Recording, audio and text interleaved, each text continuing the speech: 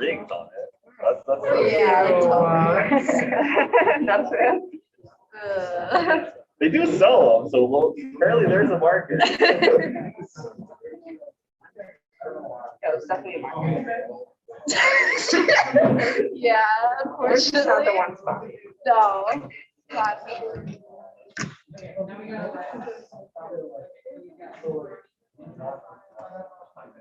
Don't need them. Yeah, that's okay. Like I smell a hint of like, what do you do? Stop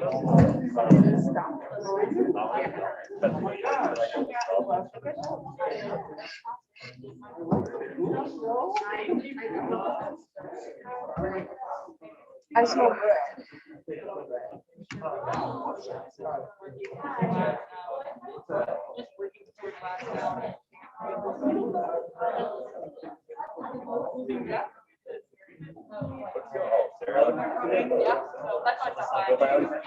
Yeah. What's her name?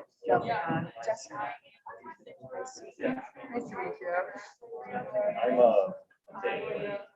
I'm supposed to have one. well, if you have one, well, you can grab it.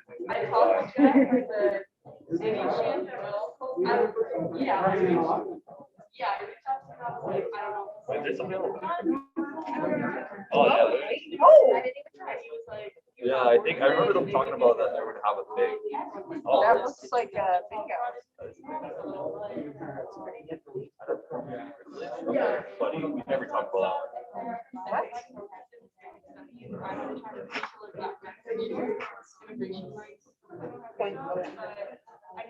What privilege is spelled?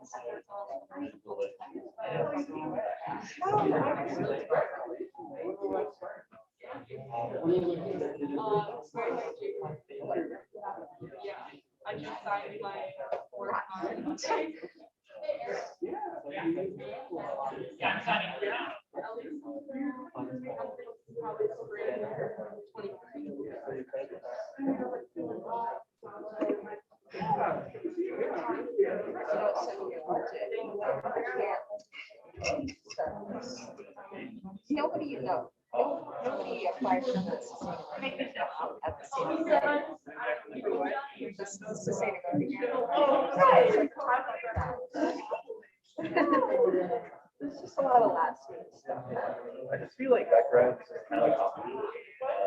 Just because it's like it's something that you come into help. Like I don't think that's I think that's just probably Thank you, Danny. Wow. no, it's just like no, it's just Yeah. come up with your own idea of how to make Western Korea. It is. No, that's what I'm like, how do you do that? There's lots of engagement. It's just happy the day before. Yeah, exactly, right? I used to be on that board. Oh, and the allocations. Yeah, and then I just reverted it.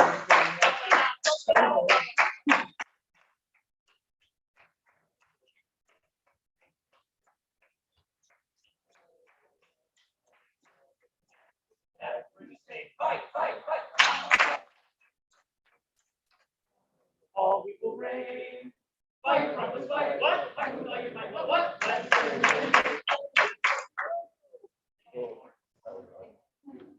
Alrighty, everyone. Thank you very much for coming to our November joint session of the legislature.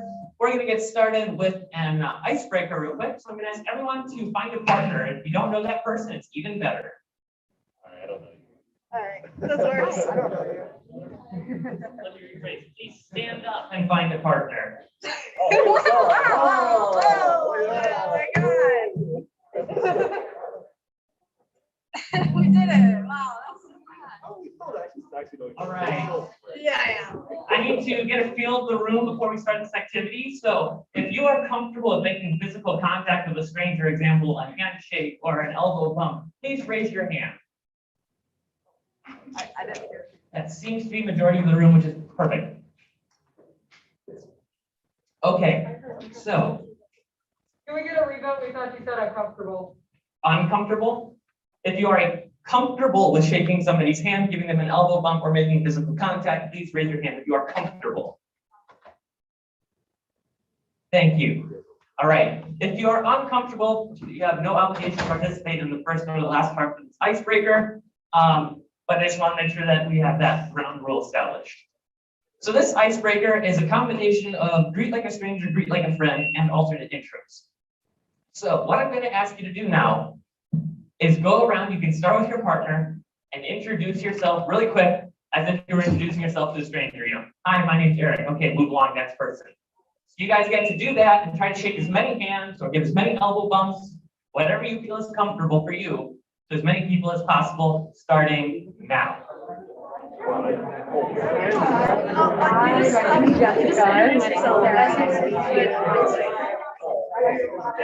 Hi, I'm Alex. I like to sleep.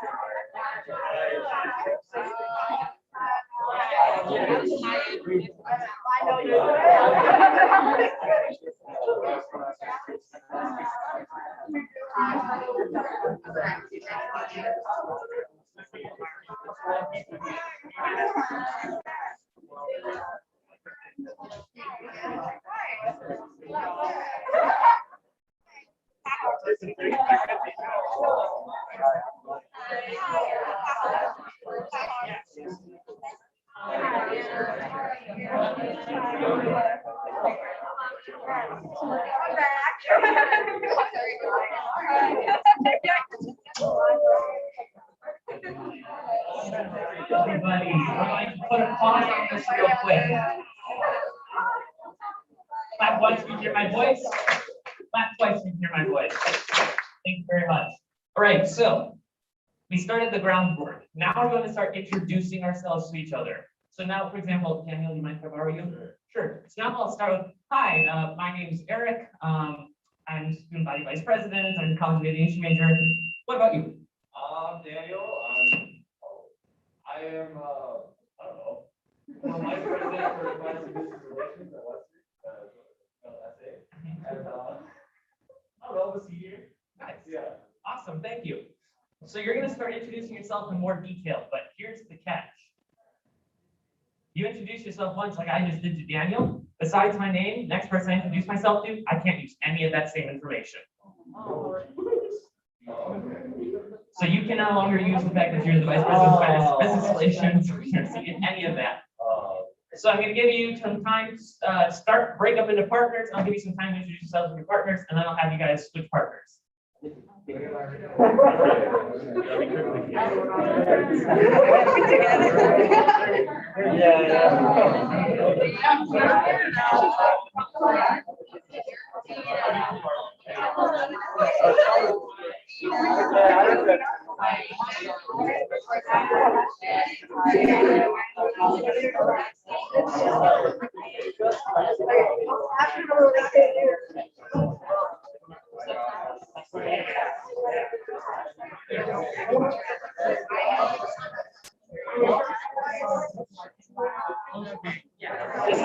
All right, if you have introduced yourself to your partner, find a new partner and introduce yourself again. Okay, I was like, we're giving my hand for a long time.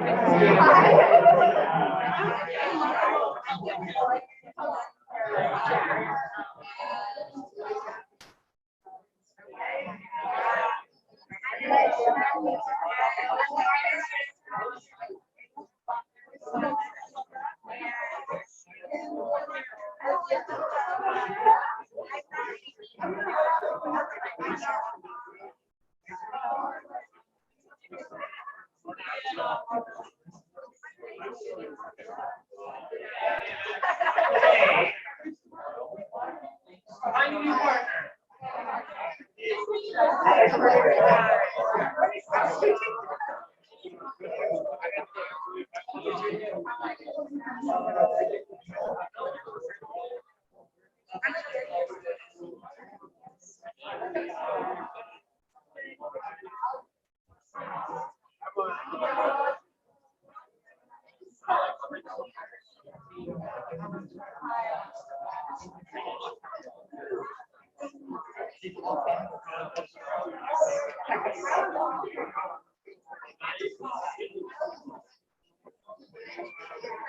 All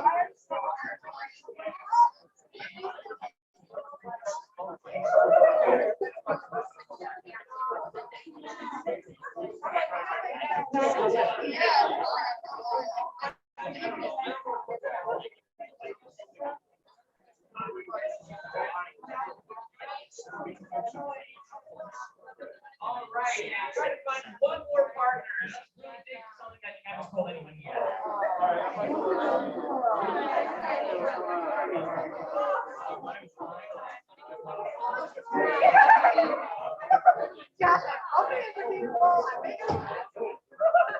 All right.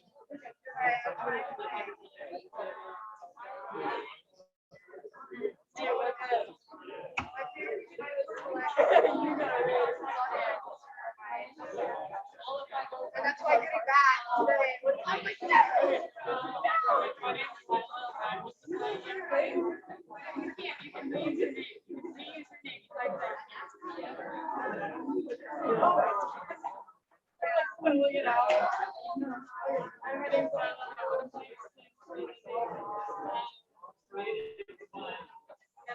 Now that we've introduced ourselves, thank you very much. Now that we've introduced ourselves to a few people, we're going to move to the second half, which is greet like a friend. Okay. Now, how many of you go up to a friend that you've known for a while and go, "Hi, my name's Eric," or whatever your name is? Little unnatural, right? So now we've just introduced ourselves. We're starting to make some of those connections. So I want you to introduce yourself like you would to a friend. I see Lyle in the background. I'm like, "Hey, Lila!" Been a while. You can give a high five. If you're both comfortable giving a hug, you can do that.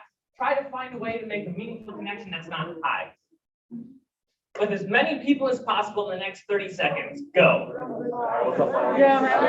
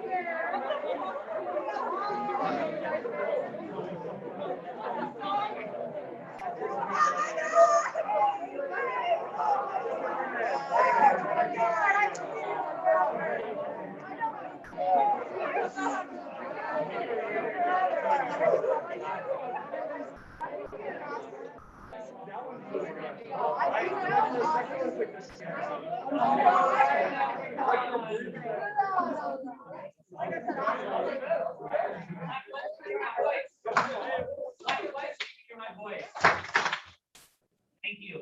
I hope you guys got to meet, or I hope you all got to meet some new people, put some names and faces. At this point, I'm going to ask everyone to please take their seats again. Also, looking at our quorum count right now, we are 3 members short. So if you know someone that's not here, please text them and ask them to get here. We have free food for real this time.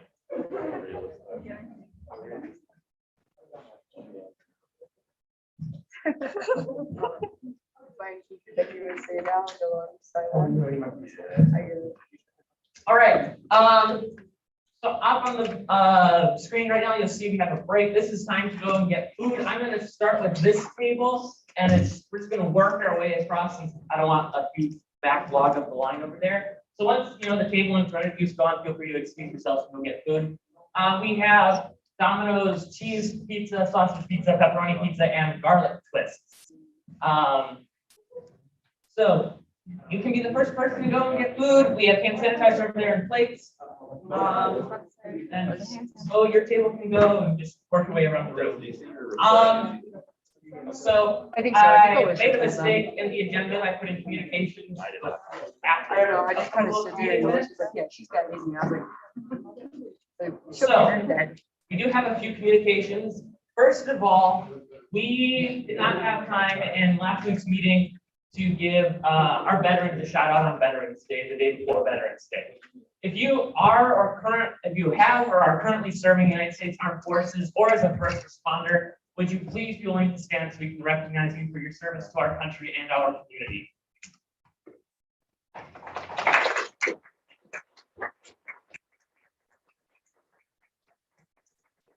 Thank you both. Also, another communication that we have for the Affinity Month the Affinity Month bill that we passed. We are celebrating November as the Native American Heritage Month and the American Indian and Alaskan Native Heritage Month. So we want to make sure we're recognizing those affinity groups on campus. So that's a quick shout out. And then also, we realized that we've been trying to fix this in the House. Robert's rules can seem intimidating. And my job as the speaker is to help facilitate your meeting. This meeting belongs to you all. So if you have a question or if you're not quite sure how to say something, raise your placard that's in front of you and I'll help you get through it. If you want to try to figure it out for yourself, on the back of your placard, if you flip it over, there's a Robert's Rules cheat sheet that'll help you figure out what to do. These eventually will be laminated. We're going to collect them at the end of the meeting. But like I said, this is a brave space. Please feel free to speak up. It's okay to make mistakes, and I'll help you make sure that we get what you want done. With that being said, sorry about that. We are 2 people short of quorum, so we will skip through the approval of the agenda and the meeting minutes because we can't vote on anything. And we can go right into guest speakers. I don't know if Mr. Walters is still in the room. But I see Chris. Christ-like. I apologize for that. I did not see that till now. It's Chris, I promise.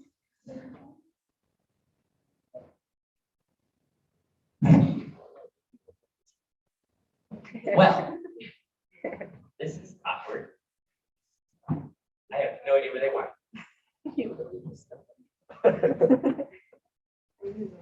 Yeah, I'm here. Not anymore.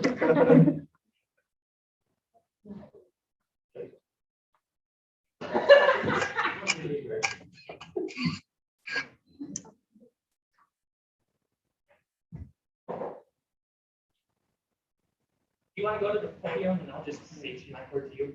Oh, doesn't matter. You gotta grab the mic.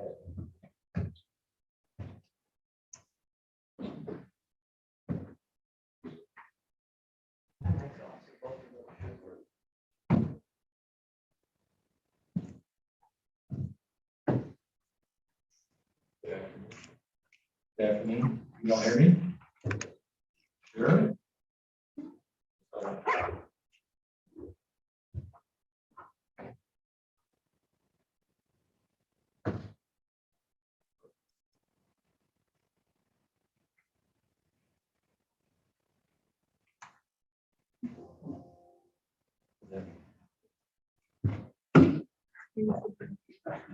Oh. I just cleaned there. That's all.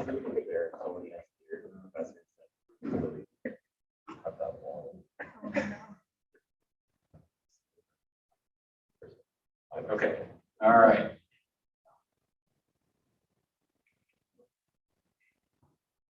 Yeah, I guess, okay. Good afternoon, y'all. Oh, it's really bad. I am Paul Terzino. I'm the Bernhardt Center Director. Welcome all to this fine facility, which will be closing soon because we're making way for a brand new student center. Now I'm with my team and moving over to the student center, so I'll be there after. And I'm with, everybody knows. Yeah, hello, everybody. My name is Chris Sly. I'm a director for the Office of Student Engagement, also on the planning team for the new student center.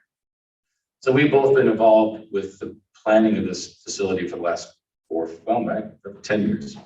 We started, when I got here about 10 and a half years ago, and started looking at facilities across the country, start getting an idea of what it would be like for us to build a new student center in Western. So we went to Minnesota, we went to Wisconsin, Indiana, Texas, North Carolina. And then Canada. Oh, Canada, yeah. Canada. Yeah. So we've probably seen 20 or 30 student centers just to get ideas of what is working. We go with architects, we take students with us. We also, which was kind of fun, we went to Chicago and spent 2 days and visited 20 plus restaurants there just to get ideas for food menu ideas. So that was a blast. Chris and I are going to walk you through the new building, and the student center opens next summer. So the building gets handed over to us like in June-ish, and then we have to move in, transition over. We hope to have what's called a soft opening, maybe in late July, early August, which means we kind of get things up and running, maybe limited hours, and then we go full-time. Excuse me while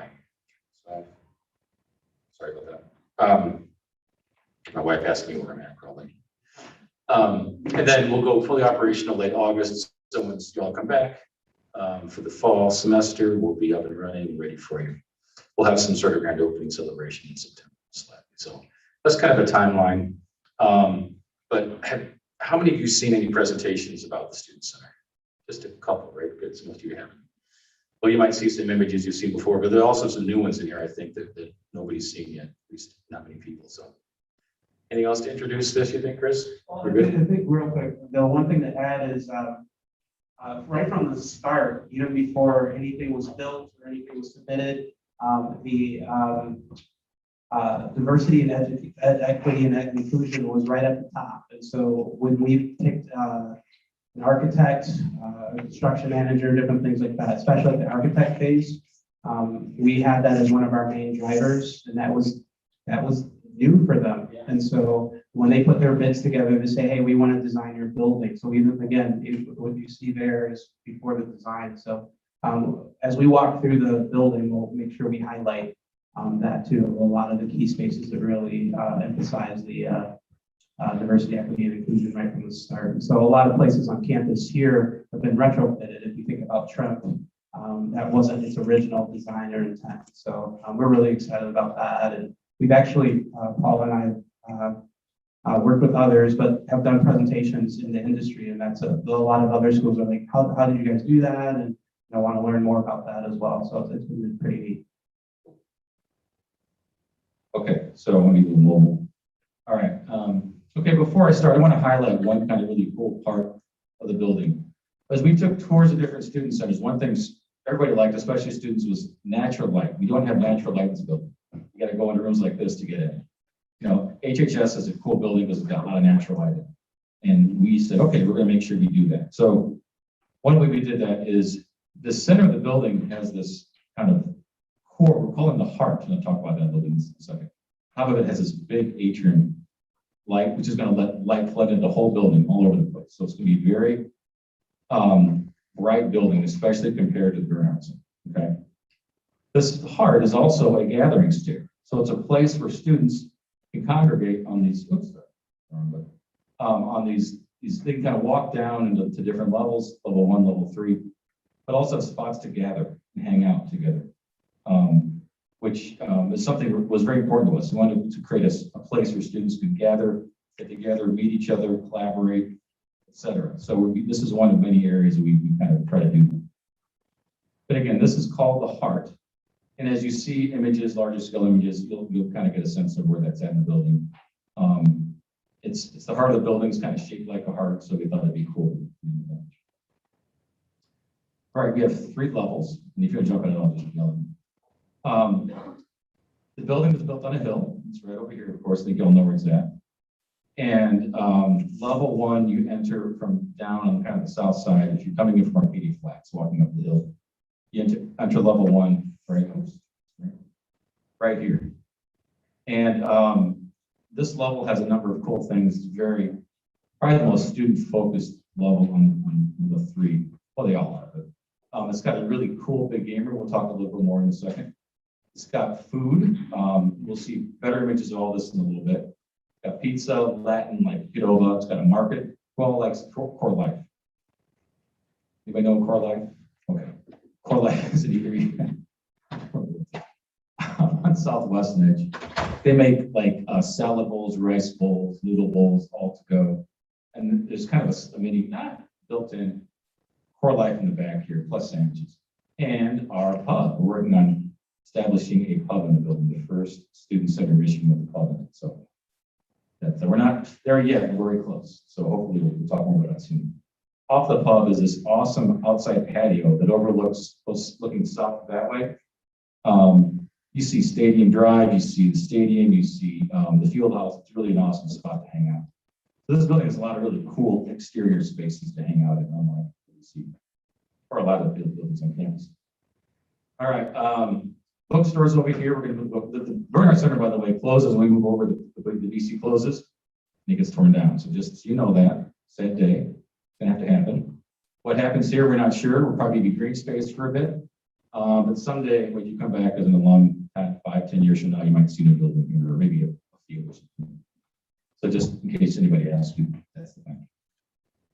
All right, so bookstores here.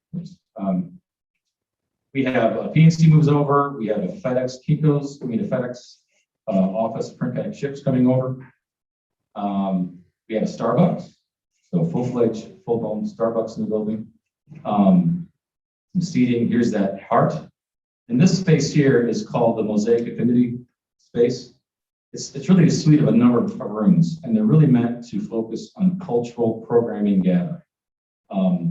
There's a larger gathering space. It's kind of a smaller conference room, a work room / pantry, ablution foot baths, and a prayer meditation space right here. So this space really is unique in itself, and I'll look more at that in a second. So that's level. I'm going to now dive deeper into some more specific spaces. Okay, as you walk in from here, here's that patio. And then you're entering the here. Yeah, so this entrance, if you're down on the south side of the building, it's not up here, which is the second level of different entrance. You're going down the hill, around the side. So if you're down on, If you're on Stadium looking up. yeah, This would be on that patio right there. They would be looking down towards Stadium. That side. if you're at Arcadia Flats looking up, Yeah. or Burnham's, you would look, you go into this entrance, the big entrance. So this really awesome patio. Here's the pub as you walk in. As you walk into the building, to your right is the pub. To your left is the game room. Going straight ahead, here's that Starbucks ahead. Some dining. Here's the Heartway in the distance. So you're kind of walking in the building. Game room. So we'll talk about the game room a little bit. So we have this. This is something we don't have on campus. Yeah, please do. The We only obviously practice. yeah, right. So with the game room, as I mentioned, like diversity, equity, and inclusion, we really designed it in a way that you can see the esports and virtual reality on that side. There's some billiards, a lot of old buildings that we had seen before that they fill their game room up with tons of billiards, pool tables, things like that. So we have a couple, but then you see your console games, and so in that again a lot of variety. Table tennis is actually more of an international flavor feel in that. So we noticed that from the rec center. On certain nights at the rec center here, you'll see a lot of international students playing table tennis. So we incorporated that. And then with our card games and board games, and so in this building on particular nights as well, there's students doing whether it be Dungeons and Dragons or Magic or different things like that. So you can kind of see from like low tech on one end all the way to the virtual reality on the other side. So it's kind of something really intentional on that. Question? Yeah, go ahead. What's going to happen to the library virtual reality? Nothing is that. We hope that we'll partner with them. And so some of the things, and they are doing some really cool things over there that we would hope that we can kind of share. We've had some conversations with their leadership. Their goggles are a little bit more transportable now. And so we're hoping that, because it's the building right next door. So we can learn from it. Yeah. Yes. And then another question, like, how are we accounting for COVID? How are we accounting for COVID? I want to pass to It's you. gonna be gone. You all know that. There may be some restrictions in that, but we're hoping seriously. This was planned or built pre-COVID. We did expand the pub because we were a little nervous that it was a little too tight. And so we have as possible, kind of expanded. And make Yeah. a little bit- We've done a couple of COVID things, like the pub has expanded to give us some more space to spread out. We made sure all of our meeting spaces have an option to do virtual meetings. They'll have built-in cameras, built-in sound systems, even the small conference rooms. The new dining hall, the third level, which we'll show you, has a contactless entry, so you don't have to touch anything to enter. So we're thinking about that. I mean, we can't make it, COVID proof, but we had enough time to slip in some ideas about how we would kind of deal with it if and when it happens. Question? Back to you. Okay, another question. Yeah. Will you be letting, like the D&D club and like the COVID club, will you be letting them know that this space will be available for them? We should, we really haven't yet, so we're kind of now starting to let people know. I mean, yeah, obviously. It's not- Yeah, that's a good point. And I think, the Friday, tomorrow, Friday night, meeting was a walk out. Leadership. Marmalade Dog is their annual gaming conference. It happens in March.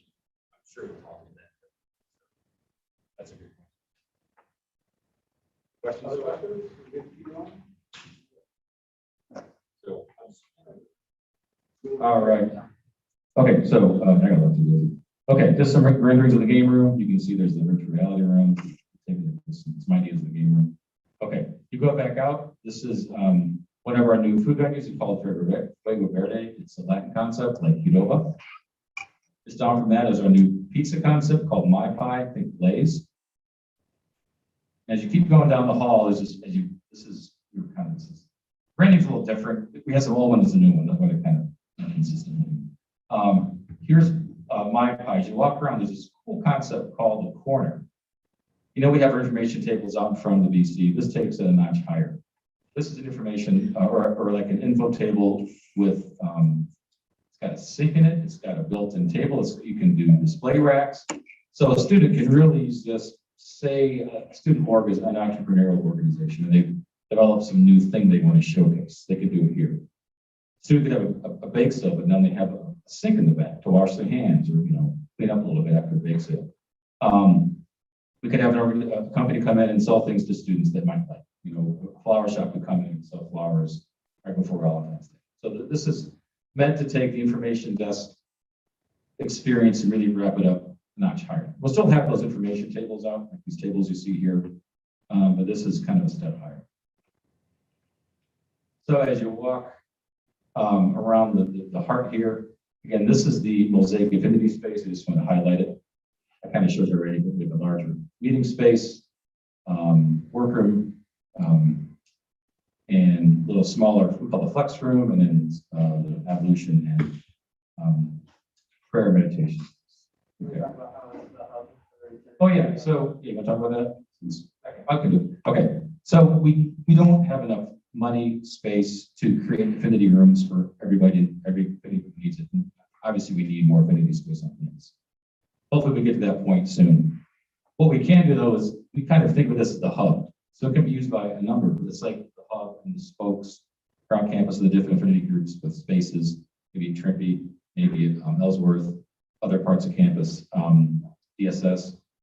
They can use this space, they can come together, gather here, have events, but then the next day maybe a different affinity group is here. So it's meant to kind of be kind of a hub for activity for affinity groups. And we couldn't afford all of, to help every affinity group out with specific space, but at least support every affinity group by having generic space that anybody could use. Okay. This is just kind of shows you some of the layouts, the flexibility we'll have with that larger gathering space. Even do an art show. We could set up an art show. Okay, this is level 2. So level 2, you enter up. This is where Sanger Mall is over on the left side. So this is Sanger Mall. So as you're walking down towards Sanger Mall there, that's kind of the perspective you see of the building. So this is up the hill, coming this way. This level, you've got a lot of meeting space. Now, keep in mind, we have less meeting space in the new building. We had to give them something because we just couldn't afford to build everything. So we really focus more on gathering more student support space. We have less meeting space, but we're just going to have to use it better, more efficiently. Okay. We do have a kind of a large, we're called Ballroom A and B. So it's a ballroom. It's about as big as the South Ballroom, which is right above us. We can hold a lecture, theater style for 550 to 600. We could have a banquet for 300-ish. We could have a dance for 700, 800 students. So it's a pretty good sized room. It's got a great view looking that way south towards Stadium Drive. There's some other, this room is kind of like the room we're in right now, viable for the meeting space. This, Chris can talk about in a second, is the new SOC, the new Student Org Center, and it's really pretty wonderful. We'll talk about it in a moment. Across from it is the new Welcome Center, Admissions Welcome Center. So every prospective student will start their tour with their family in this space. Information Center, some lounge space, some more lounges. Oh, you see what that is? We have hammocks in the building.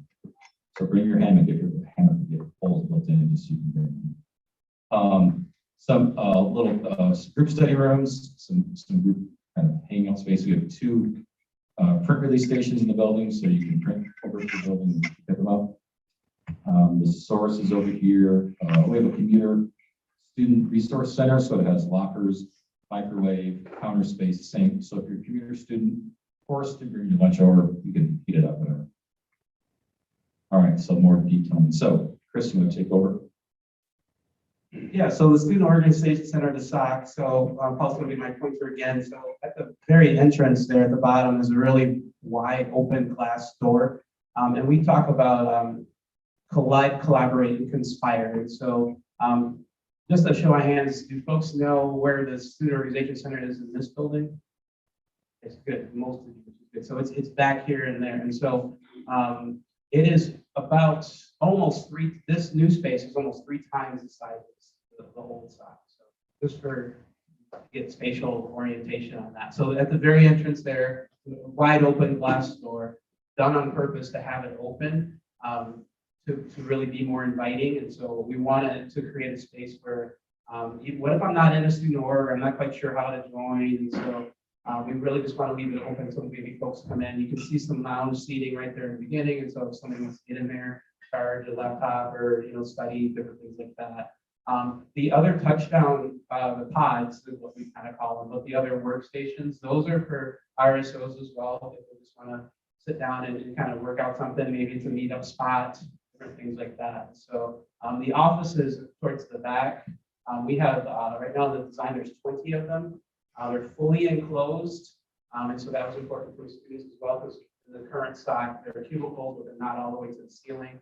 So privacy was really important. Plus, they're bigger too. So the offices that you see here are bigger. And so there's in the old SOC back here, there's only 1 conference room. Here we have 3 conference rooms. So again, giving you some context, so it's going to be much, much bigger. So really excited about that. I really want to make sure that there's room for everybody. And in that, yeah, you can keep cycling through, so you can kind of see some of the different view angle of it, of what it looks like. And in that collide, conspire, and collaborate, the collaboration obviously would be working together, and then that conspire where you need to just be in your own office space or something like that, where you're having private conversations. And then that collide part where maybe you're like, oh, I've seen you around the campus, maybe we have different classes together, but now we're kind of coming in the same spot, kind of what Eric just did with you all, like an opportunity to kind of meet each other and get to know each other, things like that. So we're hoping that bringing folks together in one spot with. Yeah, Student Media Center. I'm assuming there's a spot on that. Okay, no, that's fine. So in that back corner right there, and that's the that point is right on the edge of the Sangren Mall. And so the radio station, which is over in Fonts, and maybe folks don't know that, but the radio station and the newspaper right there, but the radio station will be right there. And then the Herald has the conference room right there. They'll have first dibs on that, but the student media group, which is exciting, is coming from Fonts into the new building. So that way, again, all of the student activity and life of campus would be all there in one spot. Yeah, and there's a video there's a video production room, and that's going to be available. All of this actually is for all student organizations. So the Herald and Wider will have kind of first dibs, but podcasting, we're anticipating is starting to get a little bit more popular, and so we want to set it up where any RSO can, reserve a podcasting room, do your own recordings, different things like that. The TV production space as well. I mean, you've seen those commercials where you just need a phone and you can make a movie or something like that. So really want to be able to create a space for student works or student projects as well. So any students that are in, it's college arts and sciences in there, like media program, anybody in that space? Major in that. And so in that, what we heard from students is that I want to do something creative, but if I'm not a major, I can't rent out the equipment there, like in Brown Hall. So this is kind of to match that. Any questions? So far, any questions? How are we doing on time? Alex? Quick question about the specific RSO offices. You said they're completely enclosed, so they're gonna be like a door too, instead of just a little sliding door, like in the cubicle, or is it, will there actually be like doors? Yeah, swinging doors, you remember the swinging doors. Okay. It might be sliding, I forget. Maybe it's sliding, but there's a full enclosed one. What's kind of cool is, I remember over time, we made these with what we call the demountable walls. So we're really trying to be flexible. If in 5 years we find we want to take a few of these out, we can remove these walls pretty easily. Or we have a room where we want to make a larger, we can do it pretty easily. So we have ways to expand and change this space as well in the future. Yeah, you talked about collaboration in the back, and I know currently we have to swipe in and not all of us have access, so will we not have to do that for this one? That's a good question on that. We really hope to keep that space open as much as possible. It will close down later at night, but there's another side door where people can swipe in. We'll continue to have conversations to see. Right now, you're right, there's a limit per RSO. I think we increased it to 10. And so if that doesn't work pretty well, on our side of it, most RSOs, the average size is less than 15. And so that, like if your particular RSO happens to have 12, you probably would grant 2 more swipe access.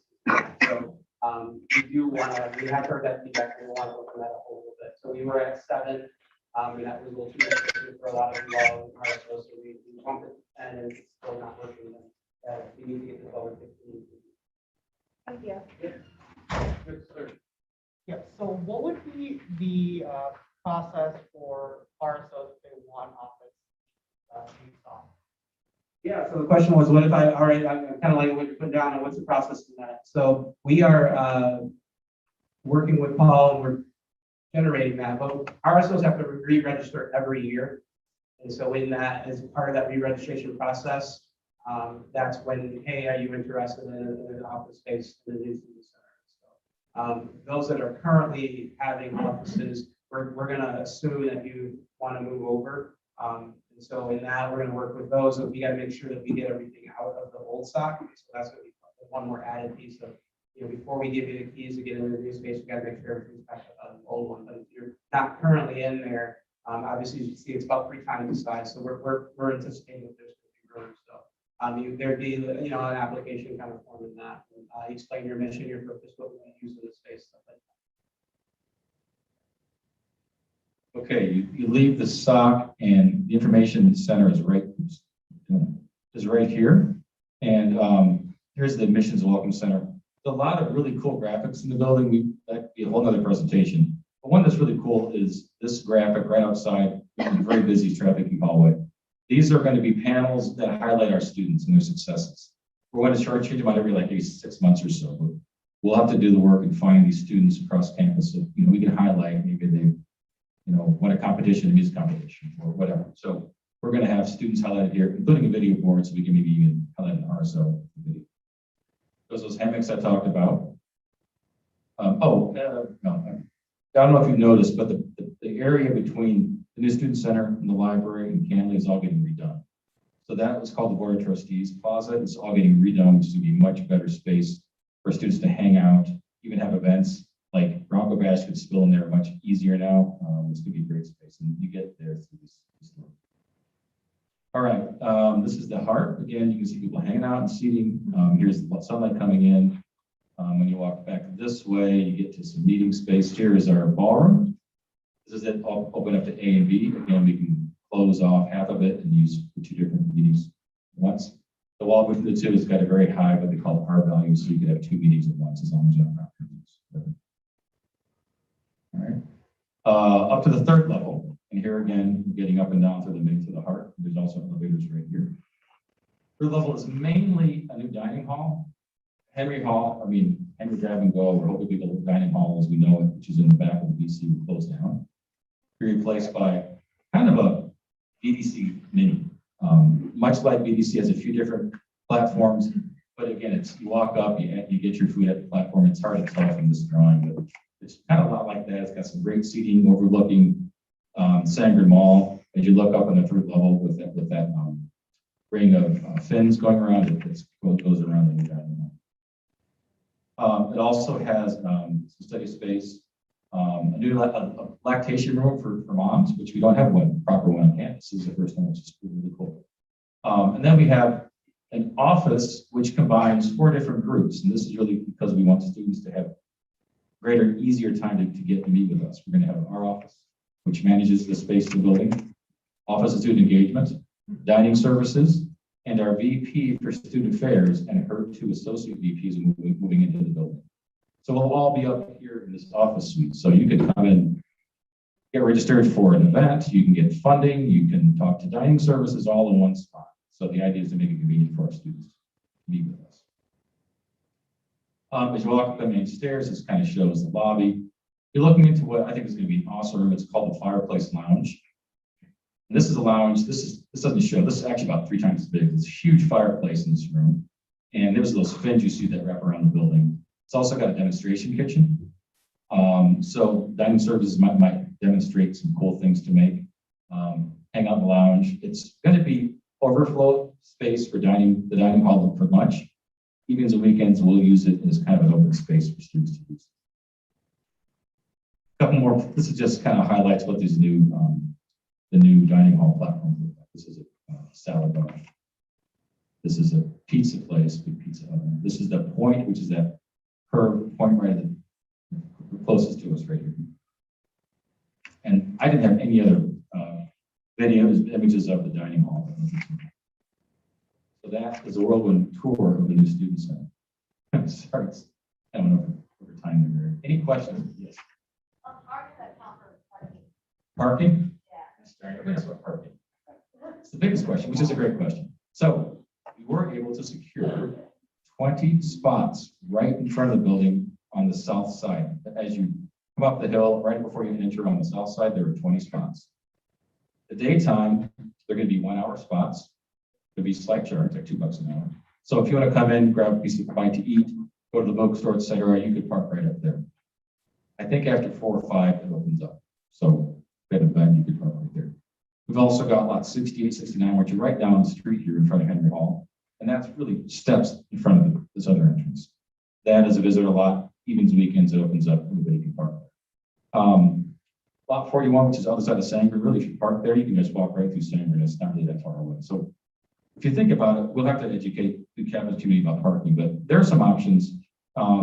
Long-term, as we continue to develop the South neighborhood, there's probably going to be a parking garage somewhere not far from the student center. So that also will help. You'll probably be graduated by then, but perhaps your friends will be here. This spot right down here? Yeah. Yep.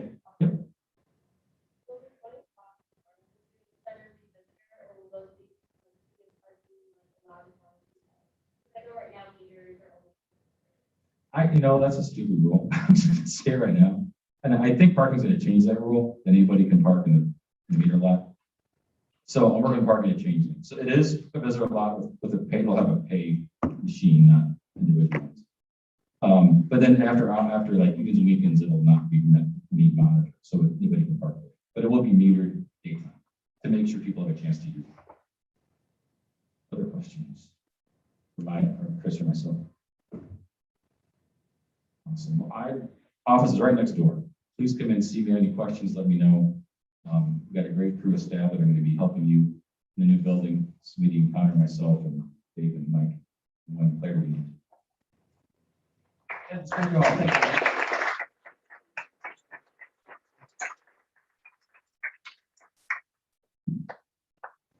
Hey, thank you to Chris and Paul for coming in and presenting. We do have quorum. So we're going to move real quick back to the top of the agenda for approval of the Senate meeting minutes from last week. Is there a motion to approve the Senate meeting minutes? I just need someone to say so moved. So moved. Is there a second? Second, is there consent? Consent has been called. Is there any opposition? Hearing and seeing none, the motion passes via consent. I need to approve House meeting minutes from last week. Is there a motion to approve the House meeting minutes from last week? So moved. Is there a second? Is there consent? Consent has been called. Is there any opposition? Hearing and seeing none, motion passes. Yes, I hear people saying Wisconsin. I'm from there, so. And Green Bay Packers are repping it today. All right, with that being said, we have gotten through our guest speakers. Presentations are done. Break. I hope you guys got a chance to eat during the presentation. We're gonna move right past that into committee breakouts. Oh, thank you.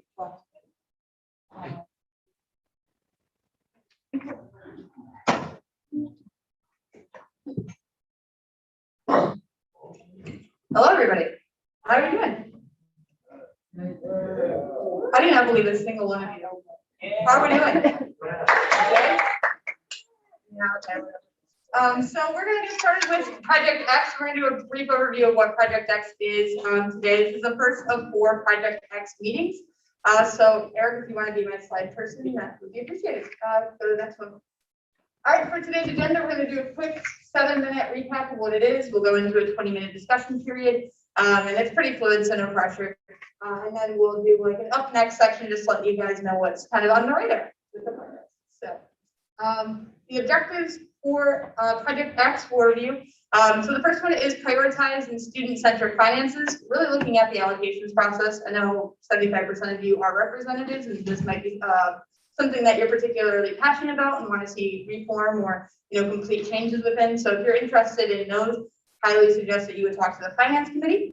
The next one we have is effective governing processes. This is looking at our structure as an organization, just making sure that it's either fine tuning or completely overhauling. That's really up for you guys to decide, as well as looking at our governing documents and making sure that anyone can interpret them and it's not just something that only the Chief Justice.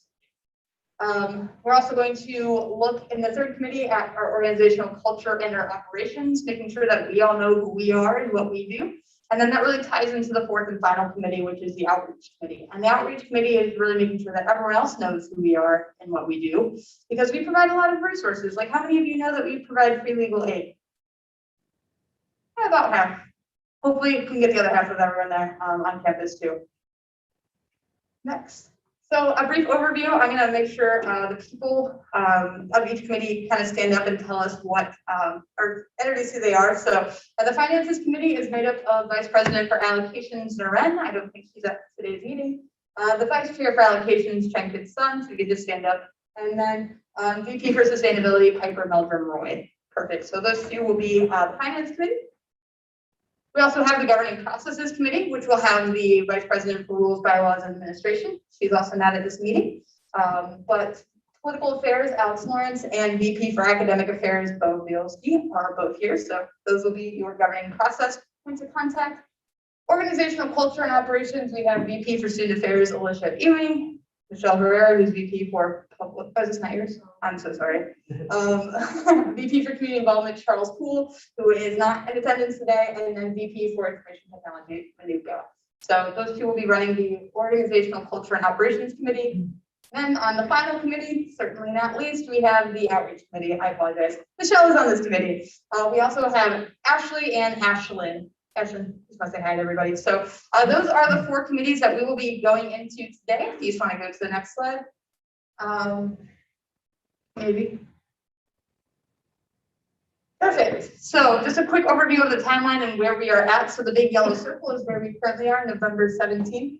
We're going to meet 3 more times after this. So this is kind of a quarter of the project, is just making sure that we're all on the same page and setting goals. That this point till now makes sense to everybody about kind of what the project scope is and who is running what. Get some head nods or thumbs up. Perfect. Thank you guys. So next slide. Almost go time. One more slide.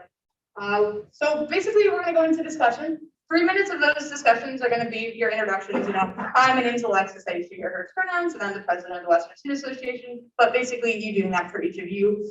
And that those introduction steps are right up there.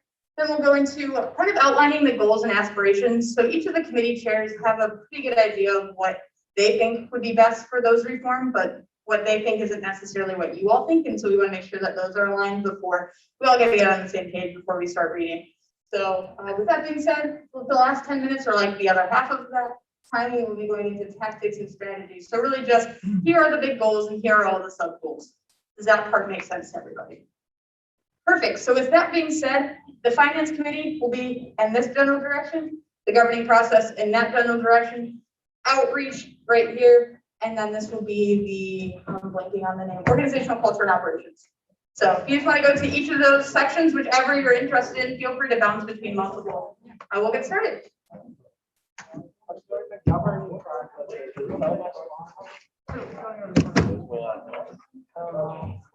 Finance, no offense, sounds like the worst one. I don't like money. No offense. I'm over here. Come to finance.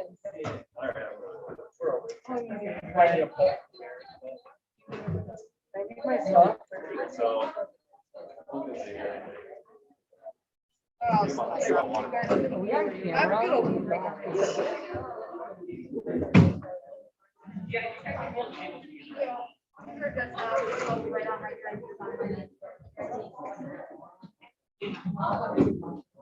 If you want to join a committee and there are no seats at that table, feel free to either put tables together or move chairs around. We want to make sure everyone feels included. Thank you.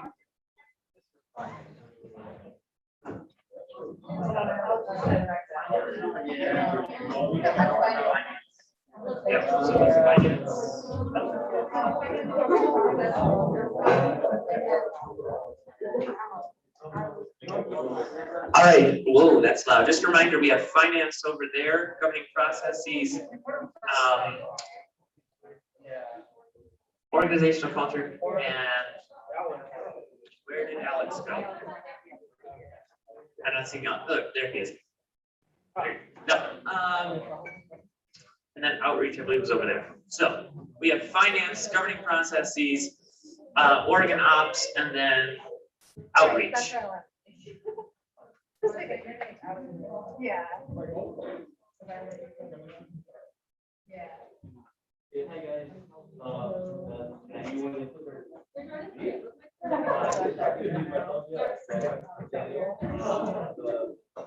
All right. Drive right in. Around, introduce ourselves, what artists, so, college you guys are. I'll go first. My name is Lauren. I'm the VP for Political Affairs. I am also part of the College of Arts and Sciences. I'm looking really forward to working with you guys over the next few months. I'm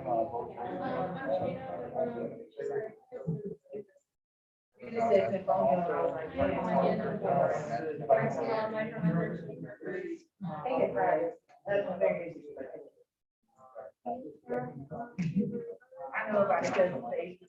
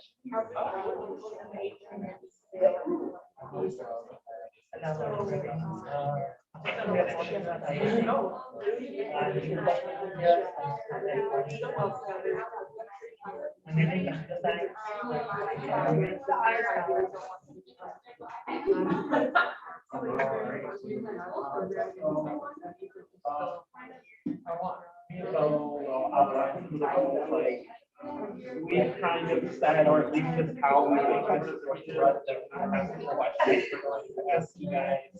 I'll just start getting the brains going. What we we wanted, what we wanted to come to. Yeah.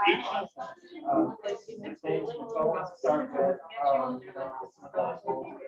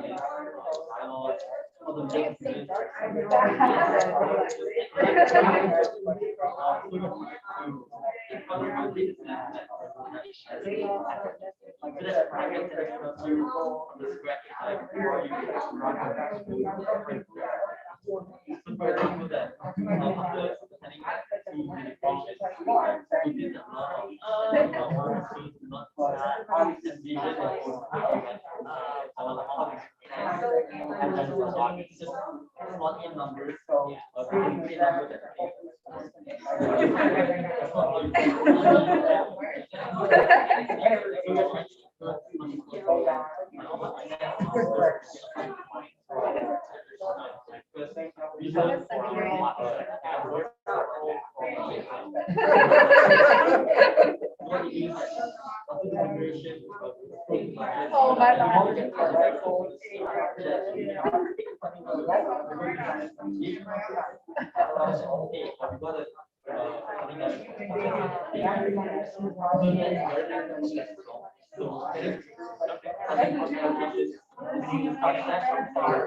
And then we're gonna start having presentation.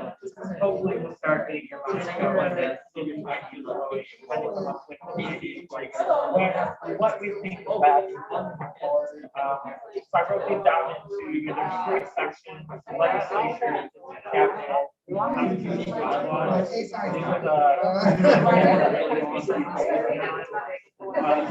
legislature and but we have notepads here. You guys can write some stuff. Just, you know, things that pop up. Yeah.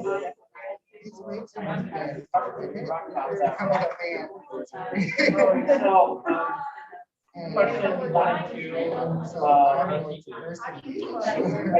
does the bicameral legislature work? Does the bicameral legislature need our organization team? So how WSA is set up, we have a bicameral legislature, which is the Senate and the House of Representatives. And then we have obviously your staff and your exec part of that. And then I don't think anything is part of before we changed to bicameral legislature. WSA was for a while. Oh, actually, we've always been like one body, so it was one chamber, which was the Senate. And this, there were senators from representatives, senators kind of like we have, but they were together meeting, together every meeting. It wasn't every meeting. So I felt like me personally, you guys have, you know,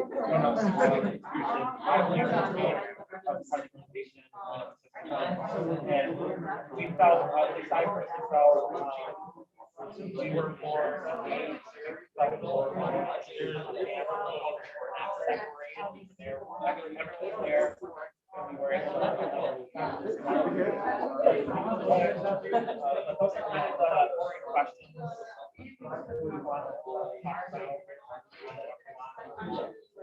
But I just, as your guys' experience, is like, how has the bicameral legislation, like, you're getting, you know, the amount of information that you like, is it boring? How, like, do you think your experience is better?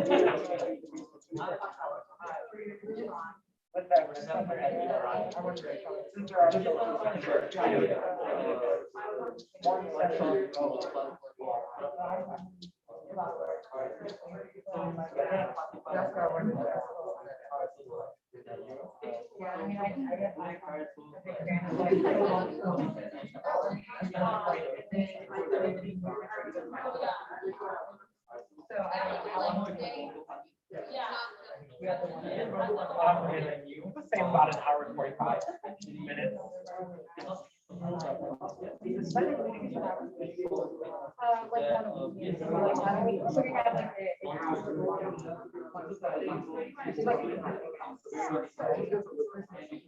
There was an RFP when I was in college.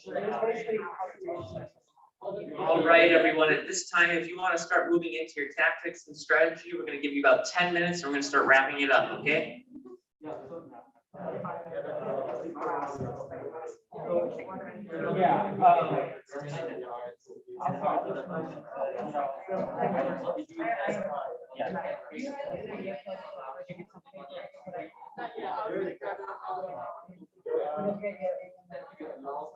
Yeah, I thought we were going, I'm thinking back to how they changed.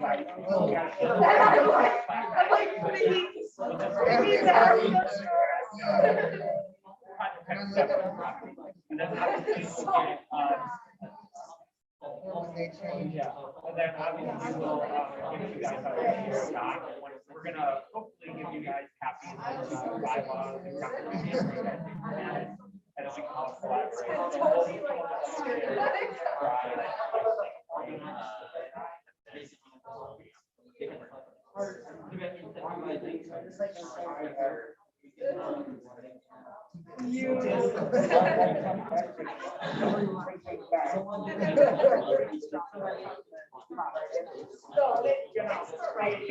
There was a lot of. I felt like if I can't, split up the car, it just kind of divided us.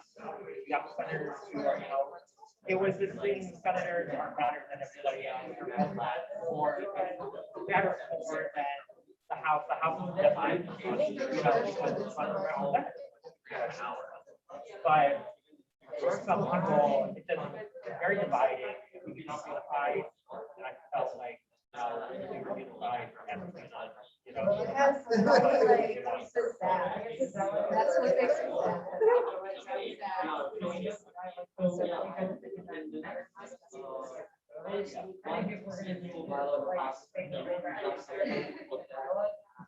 How much they play.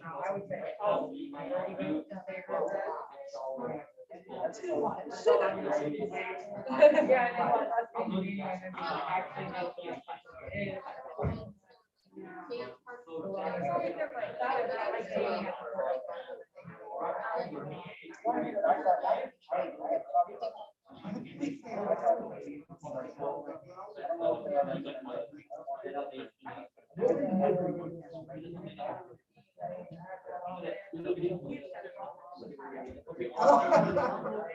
I also, I guess, Social Security number.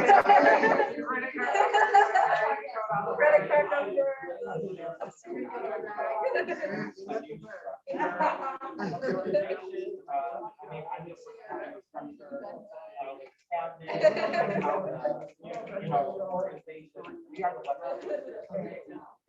kind of want to move more towards an association, right? To allow people government practice. We have government practice.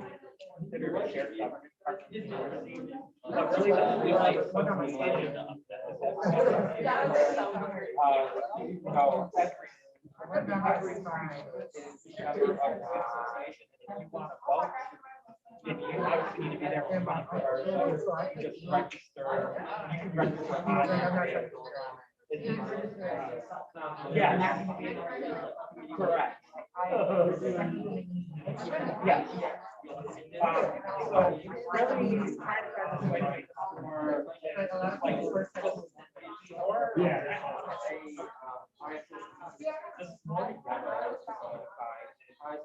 trying to move that negative connotation away from, like, the people here see government production period, it's just negative.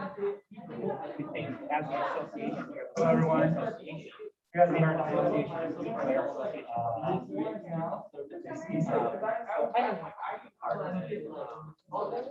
That's just,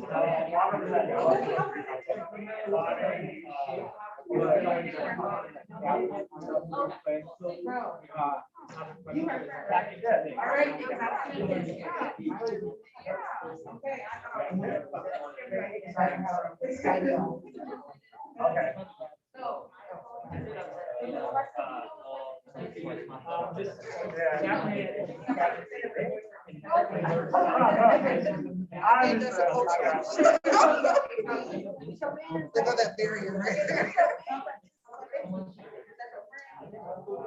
People like, get your man.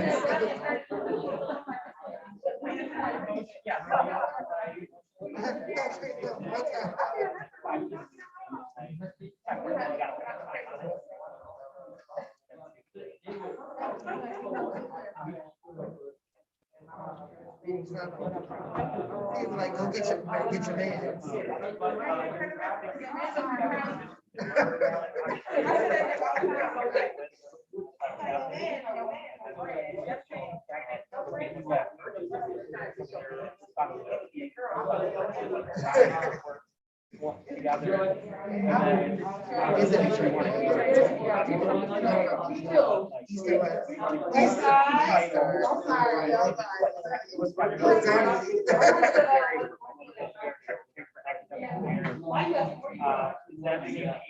Are you from the city or are you from the outskirts?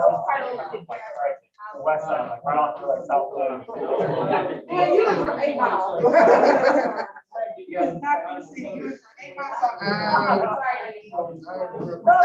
grew up 7 miles out the city here. Yeah, I grew up. And I.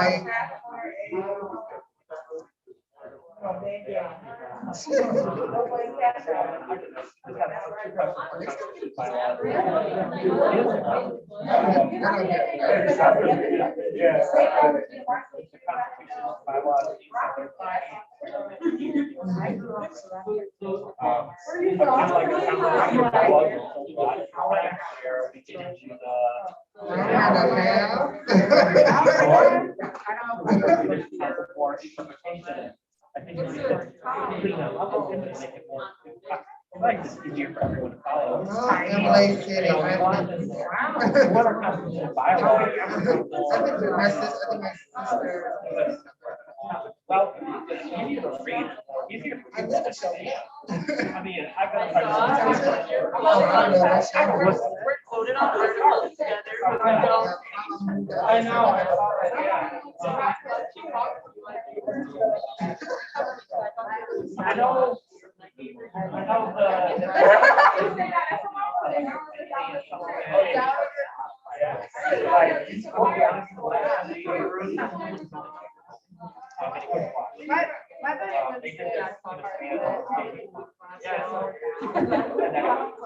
All right, everyone. I hope that was a productive meeting.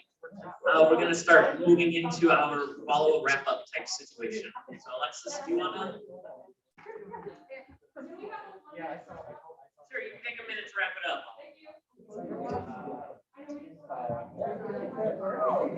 We'll have more obviously for you guys. We'll get you guys.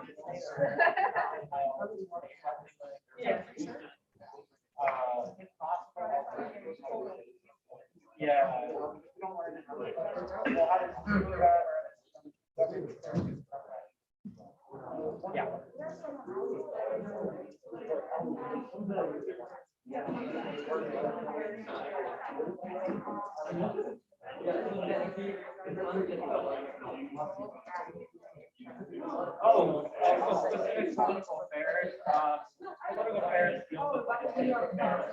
The university, I work along with our VP for government relations at the university and advocate for things that affect higher education institutions. We also, the government committee, work on voter. All right, you guys just give me a thumbs up if you're done, and I'll give you guys a 30 seconds. Those sort of things. Thumbs up. Yeah, thumbs up if you're done. If you need more time, give me a thumbs down. Okay. So political affairs committee is way different. Governing process, are you wrapping up? How much time is, how much time do you need? I can't raise it to you, but I'm curious. Did I motion for more time? No, because that would push us over, so you have to go accept something else. Or you could make a motion to exhaust the agenda. Motion to exhaust the agenda is that regardless of 6:30 PM, we will continue until every single agenda item is taken care of. That's what I was trying to avoid. And I said, I love the end, but really don't want.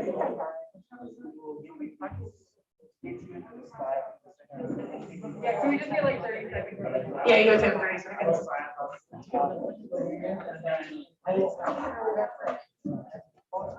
Committee chairs, make sure you got attendance taken. Sorry, you guys can keep talking. I just want to- We'll make sure I know this is-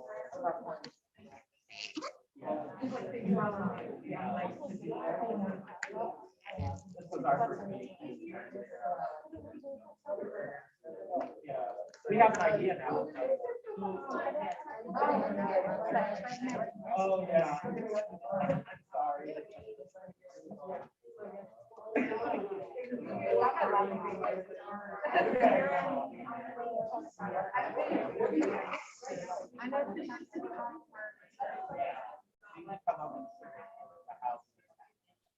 Governing process, finance, are we good? Finance. You guys about wrapped up? Good. Governing process, are you good? Good enough, yes. Cool. All right, so I just wanted to let you all know about the next steps. Luckily, the next joint session, aka the next time we meet in these committees, will occur at the December joint session, which is only like 2 or 3 weeks from now, on December 8th. So that'll be the final joint session of, if you can hear me, clap once. Thank you, I'm sorry. You guys need more time to, oh, thank you, Bo. Do you need more time to talk? I don't want to like cut anyone off. Cool. So the next joint session and the final one for the year will be on December 8th, and that will be only a few more weeks from now. We hope to keep in touch with you all before then, especially through Slack. Are you all familiar with Slack? Cool. If you're not, it is basically a fancy business version of a group meet. So that's essentially what we'll be using. If you are not familiar or you want to join now, feel free to scan that, but we'll probably also email you and send you a direct invitation based off of what committee you were in today. So if that changes or you want to be in a different committee, you want to be in multiple committees, just let us know. And with that being said, I will turn the floor back to Eric. Thank you. All right. Our guest, Emma, who is receiving her commencement accessories today because she's graduating in the semester, unfortunately has to leave soon. So is there a motion to push up the commencement recognition from the agenda to now? So moved. Is there a second? Second, is there consent? Consent has been called. Any opposition? Hearing and seeing none, motion passes. All right. So first of all, if you are graduating in this semester, and you did not fill out the form, and you're in the room, could you please raise your hand? Wow, that's awesome. All right, then it's just Emma. So Emma, do you want to come up here? Yeah, Emma. Woo!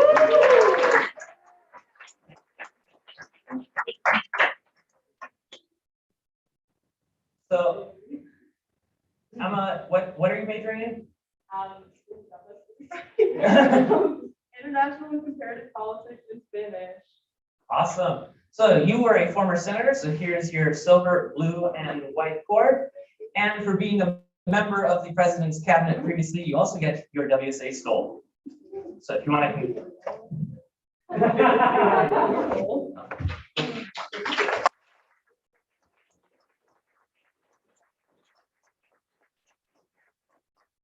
Thank you very much for your service to the student body.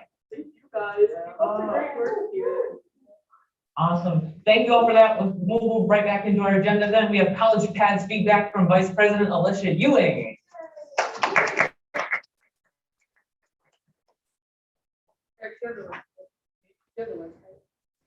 Okay, so I previously introduced this project. You guys, Steve Catlin came in and gave you guys a presentation. This is a new platform to help students find housing around Western. And we're trying to get this established. The end goal would be to get this like promoted by the university, but first we kind of wanted to get some student feedback, mainly on the resources available. So as you can see, there's this resource tab right there with the arrow. And right now, there's only one thing. So we wanted to get your guys' ideas on what would be helpful to have available on this website. We kind of brainstormed a few ideas. So if you want to give your opinions on these ideas or present new ones, I'd love to hear them. So one really popular one is renter education modules. So that's just modules of information about being like a first-time renter, including understanding like leasing contracts, because I'm doing that right now. It's really confusing. There's also been like neighborhood guides, kind of. So different areas around Western, like, I don't know, like Fratville, like different areas. We could categorize the options by where they are located around campus. There's also been campus safety resources. We can integrate like bus routes onto this map so that like Western's bus routes can be on there too. Information about the campus safe ride program was an idea. And then also having connections to the youth student well-being platform that the university launched and our free legal aid clinic on there were some ideas. Do you guys have opinions about those ideas? Which ones do you like? Which ones don't you like? Do you have any other ideas? I'm open to anything. All right, I saw your hand first. Maybe like putting stuff about the area, like the crime level. Okay. Certain areas too,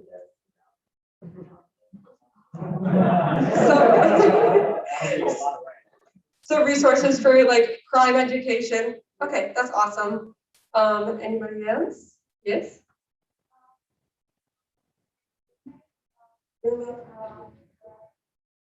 Okay, roommate finders. Does roommate link here work? Why don't you try it? Okay, no, it does not work, but I'm pretty sure that that is something that will be available. I don't have very much information on that, but I think that's a great thing to have on the website. Alex? I think the bus route would be very helpful, Awesome. especially to the area you're at. You're like, oh, that's the bus route. I could pay that, yeah. Awesome. Bus route, yeah. Yay! Yes. Maybe something about that explains like your rights as a tenant. Okay. Maybe that come on Rights like as the legal aid. Yeah. Awesome. Yeah. Your resources to you like as a commuter student rather than like living on campus. So like dining plans, parking. Awesome. Okay. Perfect. I have that written down. Thank you. Yeah, Shayna. I don't know if this kind of falls under the class, we could include it, the apartments, for example, I know the Wyatt has. Okay. Yeah.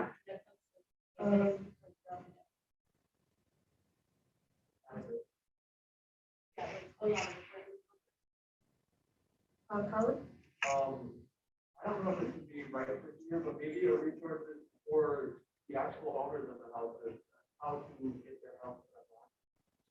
Okay, yeah, sounds good. Yeah. I'm sorry. Or another thing too, and not to mention, cry noises. Someone makes some of like cry noises, maybe some kind of like goofy where like someone can put down, whatever, someone stole my bike. And this Okay. is my neighborhood that I live in. Yeah. So, not like the fireplace, not everyone knows, but like something. So newsfeed for, community? That's like community bulletin board. I guess. Okay. Yeah. Yes. Someone said about the commuter parking thing. Yeah. If you look at the interactive map of what permit you have, that's where you can park with that permit. Okay. Because I had no idea where I could park with my double D permit and I'm a visitor. Awesome. And parking services will get you. There's like this map online, but it's so tiny and so confusing. Right. You can barely zoom in, you don't really know what double parking like entails or stuff like that, so with login access, I'm sure it's good. So something more accessible and more like clear. Clear. Yeah. Question for like incoming question, like I kind of knew my way around when I got a car, so I found out easily from friends and stuff like that, but they're making incoming questions, I have no idea where they can park. And I know like some people park for the library, they park like right below and get to it and stuff like that, so that's. Awesome. Perfect. Any other ideas? Yes. Could we do a list of the different, like stores and stuff that do delivery of like groceries and things to you? Okay. Delivery stores, did you say? Yeah. Perfect. Yeah.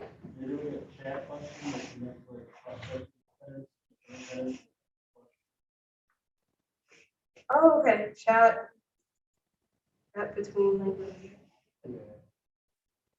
Yeah, I do believe that reviews are integrated onto this website, but I think it's a really good idea to have like kind of like personal connection. That's a really good idea.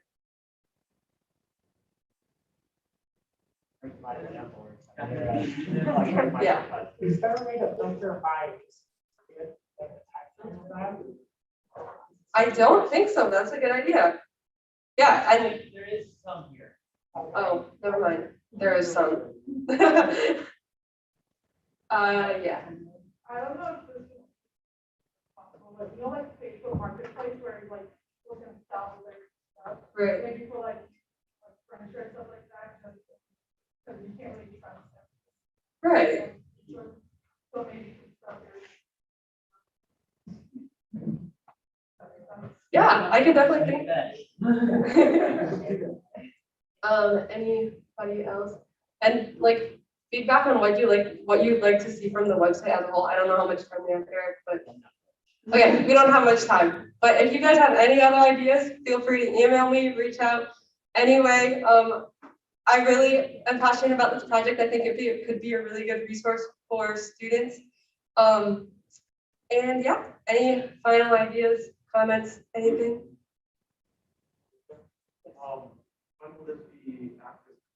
Yeah, so the next step in this process is taking it to the university and kind of getting them to integrate it into their website and kind of like just reaching the legality agreements with that. And I wanted to get your guys' ideas before we move forward with that. So now I think we'll be good. Yes. University would want to do that since like they get more money and students stay on campus. Right. So I know that this was something that somebody else asked in another meeting, and I think the answer was this: the university like their stuff will be listed on here too, and pretty much students, if they pretty much going into finding housing, they usually know whether or not they want to live on campus. So the reasoning behind that was like, this will just make it easier for them, and I think the university understands that. Good. Awesome. Thank you guys for your time.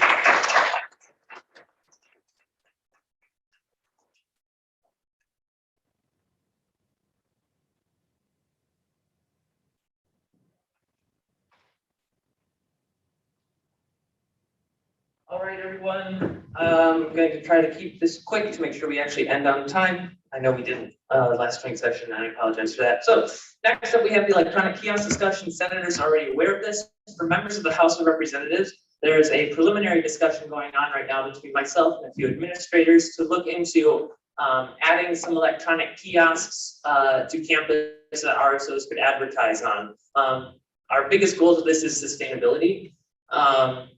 We would significantly decrease the amount of paper RSOs need to use in order to put up those posters on the great pillars. Instead, you can send in a picture file and have it right uploaded into the system.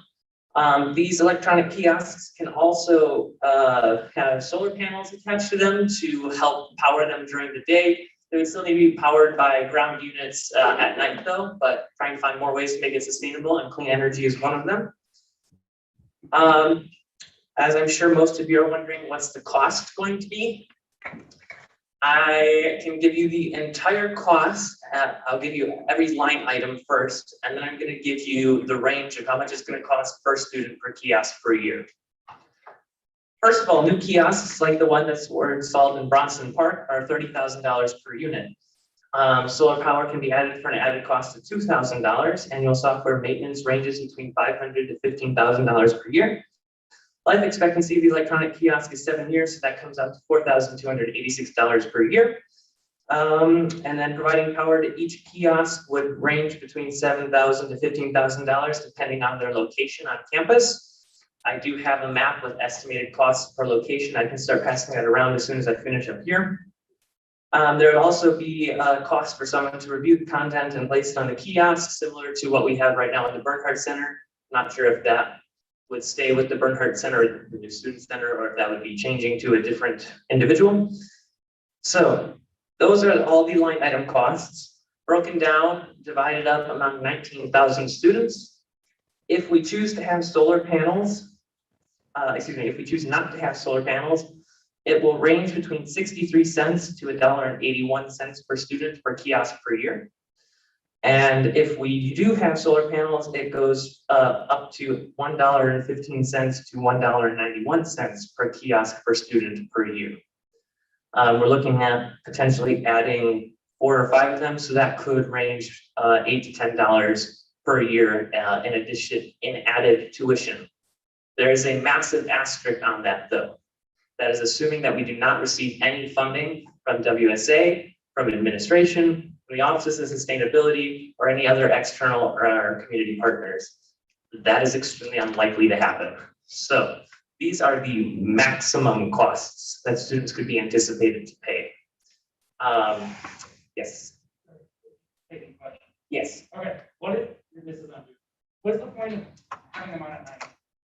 I mean, I get like some people walk around at night, but like who's looking for? So as we all know, Michigan, daylight savings time, it gets dark at like 5 Oh, p.m. yeah, no, I get that, I get that. All night? Like, I mean, we could turn them off, like we easily could turn them off during certain hours. I mean, did they plan it all night? that's a discussion still to be had. Right now, I'm just gonna make it clear right now that our preliminary goal is, do you support adding electronic kiosks to campus? Logistics and everything will be a discussion for another date. I see a raised hand over in the Lawson jersey. Are these Michigan weatherproof as well? Yes. All right, I saw Alex's hand. What's the total cost per kiosk? I know you broke it down by screen, but like what is the actual physical cost of the kiosk? Like $30,000? $30,000 for one-sided screen, limited interactivity.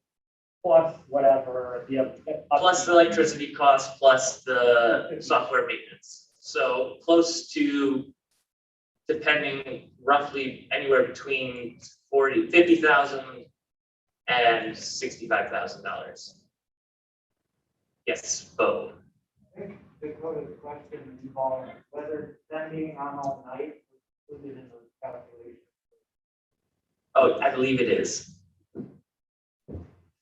I thought about how we have like 911 call boxes, especially with the being on all night too. Right.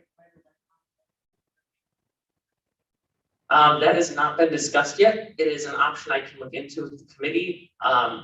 Obviously, the more added features we have, the higher the cost to be dispersed. So that is a consideration. Yes. How big will they be, like how tall, with?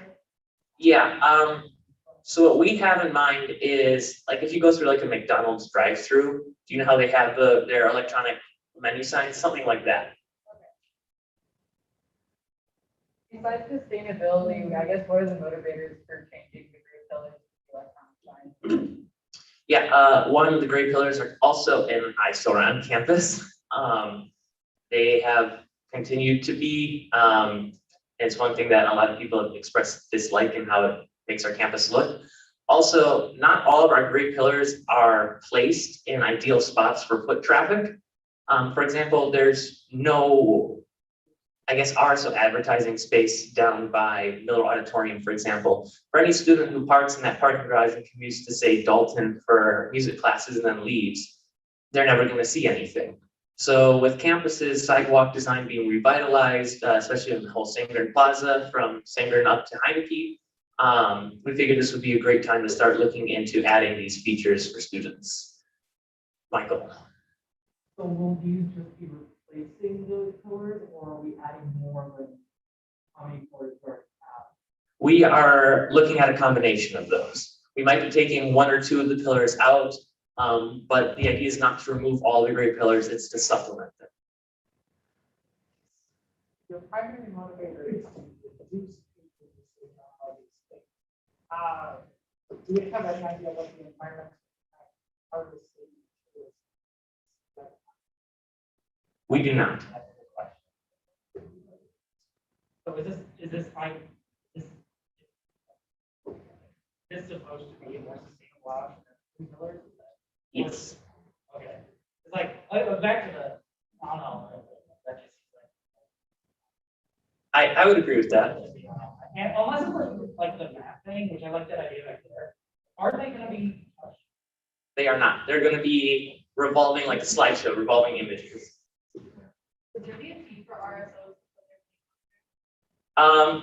That is in discussion at the moment. Our initial plan is to have break the screen into 3 parts. And you could get a third of it for free. But there's discussion if you want to get a full size screen ad, you could pay a small fee for that. I'm trying to stick with representative centers. I don't think I can see it.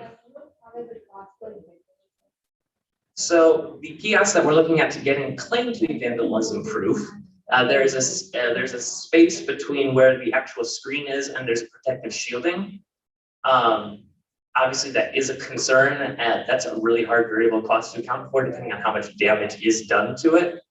But that is a concern as well. How many pillars are there?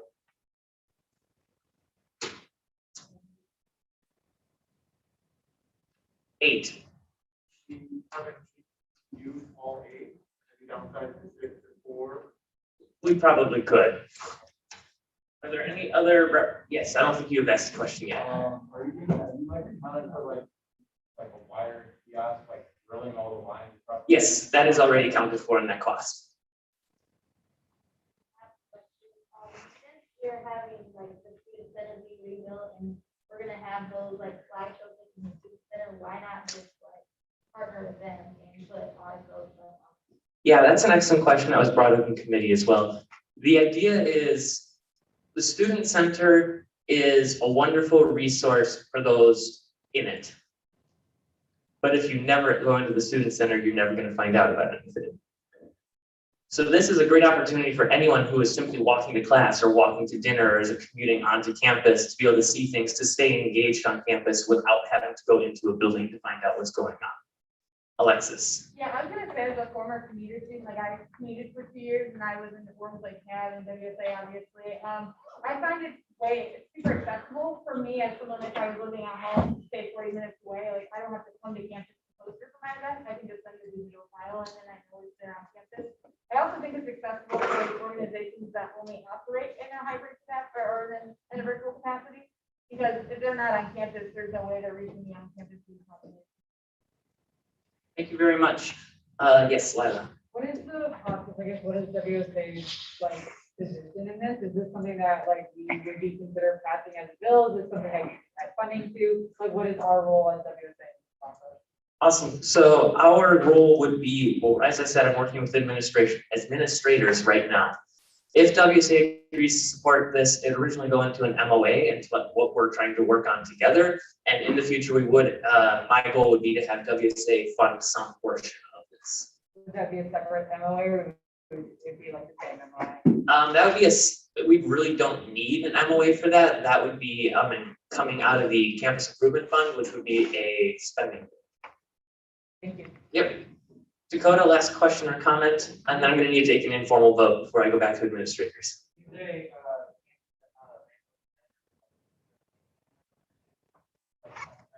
There is not.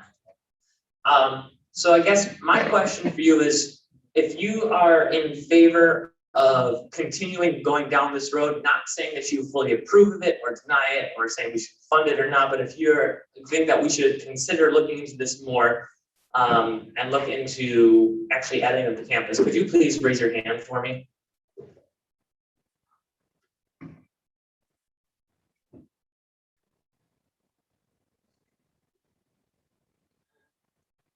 All right, I got 20 or so. If you are in opposition, could you please raise your hand?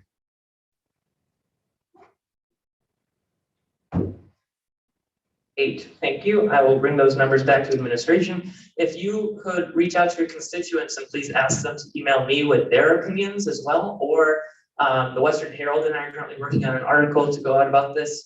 There should be, I will ask them to include that link that I sent them in that form. So if you could please make sure that we get more responses to forms and more feedback.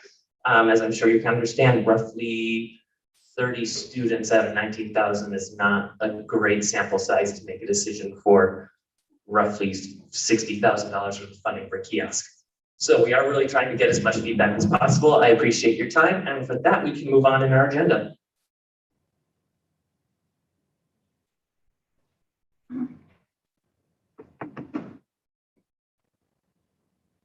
All right, we have our legislation follow-through bills, so I will let Speaker Shapiro take the floor.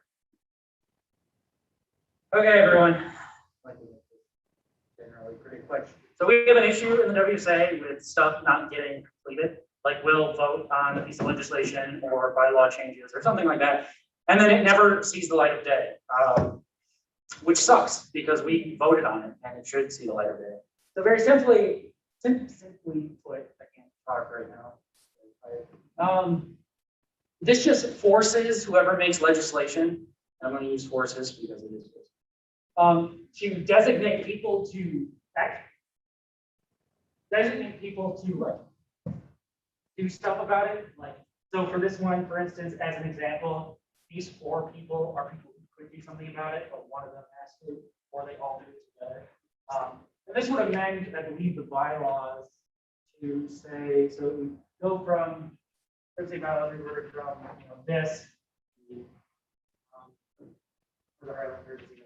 from this to this. And the big change is members are also required to designate an exit pieces of the bill before the bill reaches that chamber floor. And then it does something similar to that.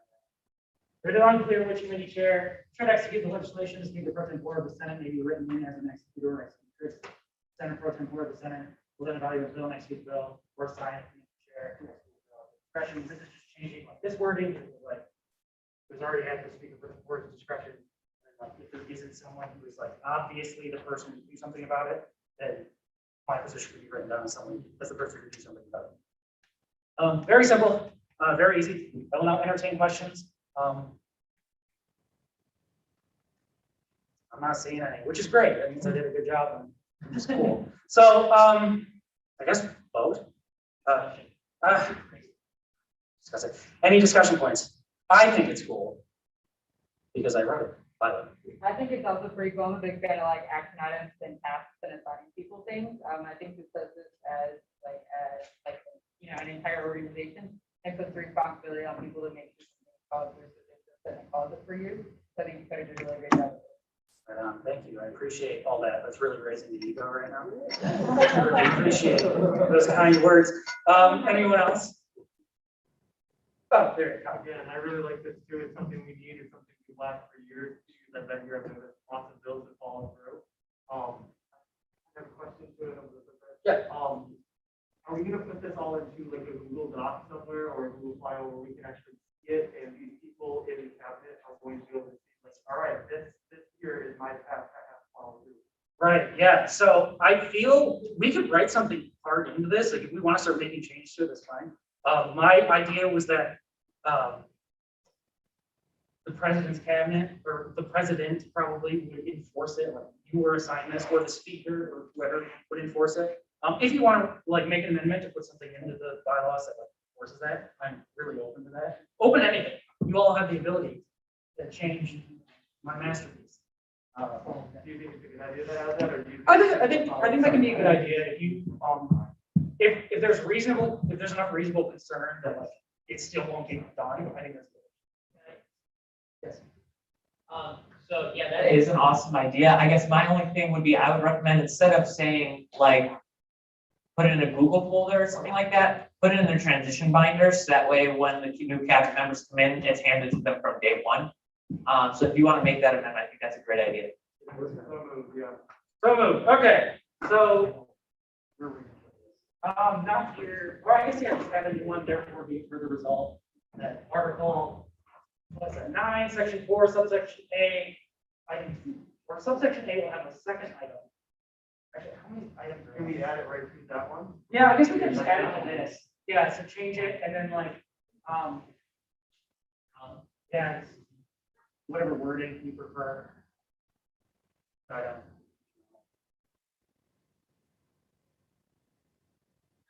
Any other discussion points where that's getting done before we start talking about this amendment?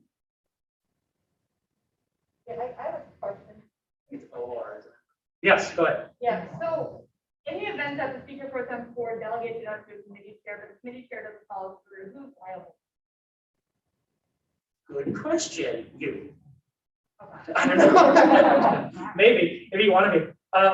Who's like? No, that's hard because we don't know. Even if we do say someone's liable in this case, we can't always guarantee that they will do it.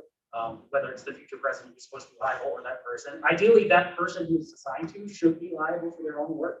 And failing to do so, it would be in a sense subject to removal. But do you have an idea of how we could sort of? Yeah, I guess I was saying like, there's maybe the speaker, if they delegate out, someone needs to make an amendment to make them. Sorry, I just realized we never went into discussion on Collins amendment. We have to do that first. We were waiting. We're just waiting to be ready. I just want to hear it. We'll I would ready. say, like, Amendment, wait. like, it's basically I'm saying like, once the bill is passed, and therefore like the speaker pro tem board is listed as an executive, then it's on the speaker pro tem board to make sure that it gets put out there to be amended. So there's liability that's not on you. Because like, if you're delegating it out to It someone, should, it's still gonna come back to you because you're. right, yeah, so I think liability should then fall on my position. Right, because I'm delegating. Is that what you're saying? Yeah, that's what, I was trying to take that away from you, like not because. Oh, okay. Like what I was suggesting is that maybe you would then have to make sure that it gets amended. Okay. Oh, so like I You know, have talking the, about who you delegate. so my role is like following up. Yeah. Okay. Yeah, that'd be a good one. We'll keep that in mind if we vote on this one. For that one. The cabinet members shall include. Okay, it reads now, the executors execute trips. If they are a cabinet member shall include recurring responsibilities written in memorandums of agreement and bills to their transition binder to ensure future administrations. I'd say to ensure continuation into the future. Ever done it and say it that way? Compliance in the future. Ooh, that's a strong word. I think continuation into the future. Probably. You like that? Can we add after, what you have that, after cabinet member or legislative leadership? Yeah. Cabinet or legislative. Yeah, 'cause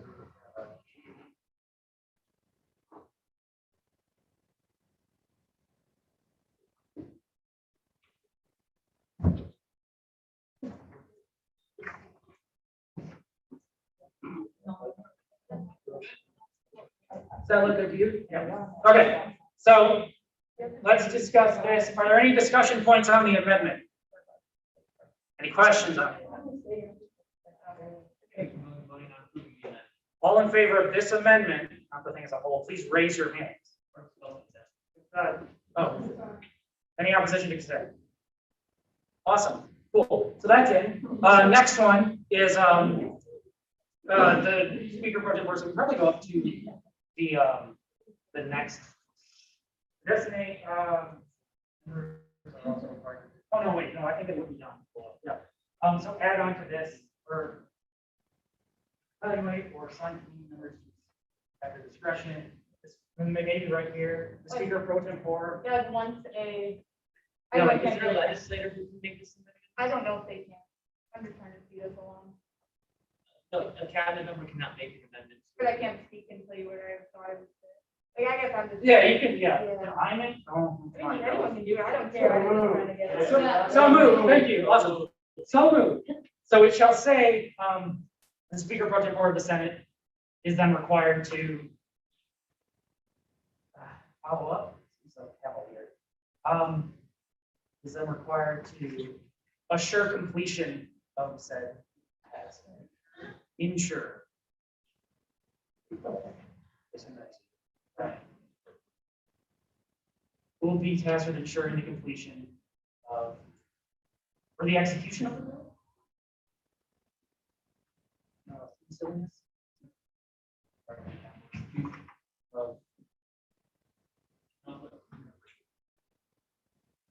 Maybe we can say legislation. I guess.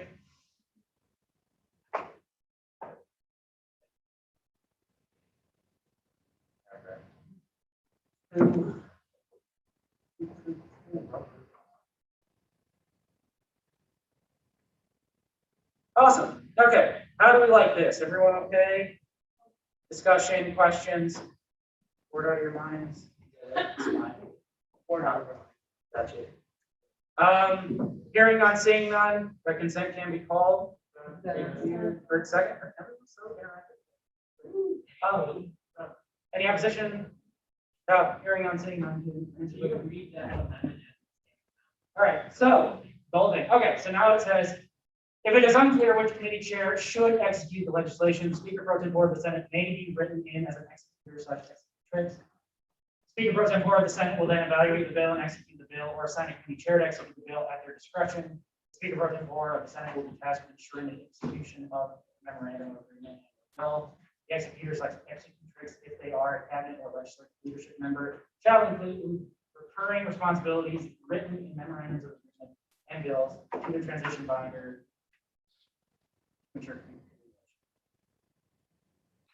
Is how it stands. Are there any more discussion points or questions regarding it as it stands? I'm not seeing any. I'm not hearing any. It's fantastic. We can vote on it. Consent can be called. Thank you. Second. Awesome. Opposition. Fantastic. You all have been great. Thank you so much.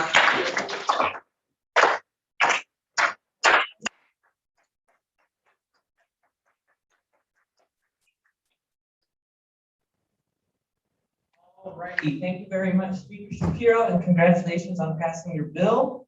Where'd my mouse go? There it is. Moving on to our agenda, we have our November birthdays. Nobody told me they had a birthday in November. So is there anyone that has a birthday in November? Anyone know anyone in the room who's not raising their hand, but you can call them out? Alrighty then, no November birthdays. And yeah, okay, we can go into oral remarks then. Oh, dang, we're right on time.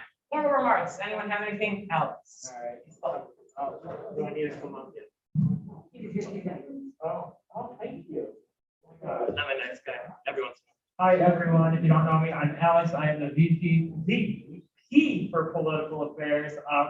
I'm just wondering, I am in charge of planning dinner with delegates for the spring. So if you are interested in being that committee, dinner with delegates is an opportunity for students and our local, state, and university officials to come and have dinner with students. And that's when you can, pressure your representative or senator. You can start pressuring them and asking them the questions, the hard questions about why are you doing your job this way? I want you to work on this, that types of thing. So I am planning that, so if you want to be a part of that committee, please let me know. And then also, I don't know if you guys got this, it's just a little update from the Student Rec Center. So I got an email recently. It says, as the university continues to balance its COVID-19 response and enhance its overall well-being of campus community, we are updating our mask policy for vaccinated officials using the Student Recreation Center. Effective Thursday, November 18th, the SRC will encourage masking for all participants, but will no longer require them in the control space workout area for those individuals who are fully vaccinated. So fully vaccinated people will no longer have to wear masks in SRC, but you are still required to show your green badge. Masks are still encouraged, but I just thought I'd share that with you guys. It's a step in the right direction. I don't know what this means for university policy, but I just thought it would be a cool update for you guys. Thank you.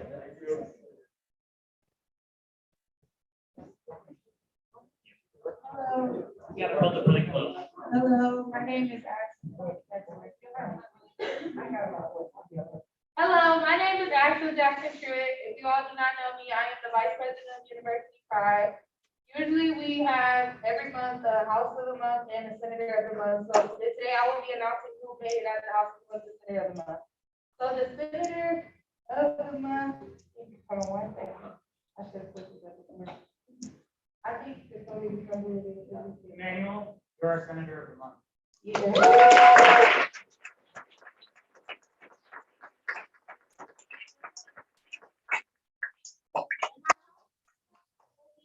Lila, I don't know how to say your last name. Say your last name. Sorry, okay. Lila Stein.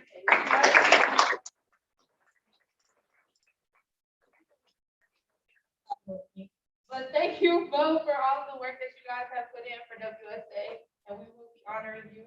Both our certificates, I just ordered them really late. But thank you both so much, and thank you all. Keep putting up the good work. There will be other times that other people will be able to be honored as well, so just be prepared for December as well. Thank you.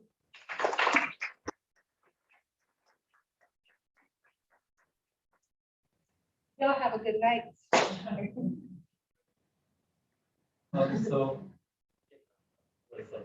So I'm Shankit, the Education's Vice Chair. So as Axis mentioned about the doing revamping on the allocations bylaws company, if you have any inputs, please email me on our end. We would like to have more inputs on how you guys gonna improve the bylaws. And yeah, thank you. So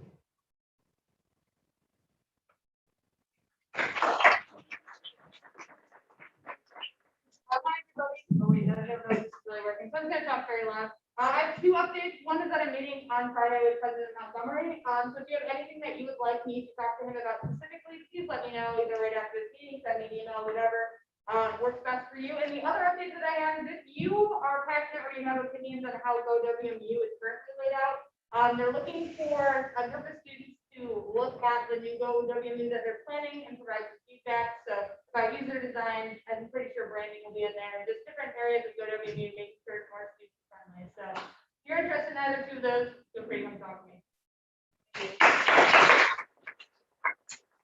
All right, everyone, real quick, I realize it is 6:30. So here, I don't want to go over like we did last joint session. So here's what I'm going to do. I will ask if there is a motion to adjourn. We will adjourn the meeting and then we can continue with oral remarks. And I highly encourage you if you have time to stay. But it is 6:30 and I don't want to run over again. So is there a motion to adjourn? So moved. Is there a second? Second, is there consent? Consent, is there any opposition? Hearing and seeing none, motion adjourned. If you're free to leave, highly encouraged to stay for finishing oral remarks. All right, so yeah, this really isn't working, is it? Okay, if you have anything else to say about the college pad program, please come see me or email me, whatever. Also, Bo and I held our student forum and we had a survey. So if any of you are interested in filling out this survey, the feedback's going to go right to VP Anderson and Provost Spot. So I guess I'll stand by the door with the QR code if you want. Future teachers of color and the Western Student Education Association are collaborating together to do a warm and cozy winter weather like clothing drive for the KPS schools. There's 5 schools that are going to be getting hats, gloves, backpacks, things, etc. The first fundraising event we have is at Blaze Pizza Friday from 5 to 9 p.m. 20% of whatever you buy is going to go to us as a fundraiser. So if you guys can make it, Blaze Pizza from 5 to 9 p.m. Thank you.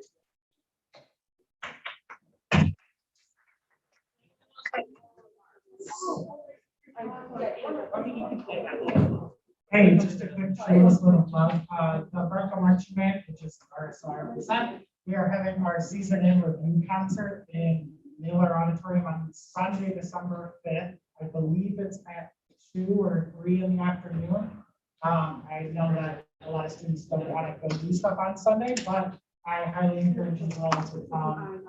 Tickets are discounted for students, just go to the Miller page and you can find all the information.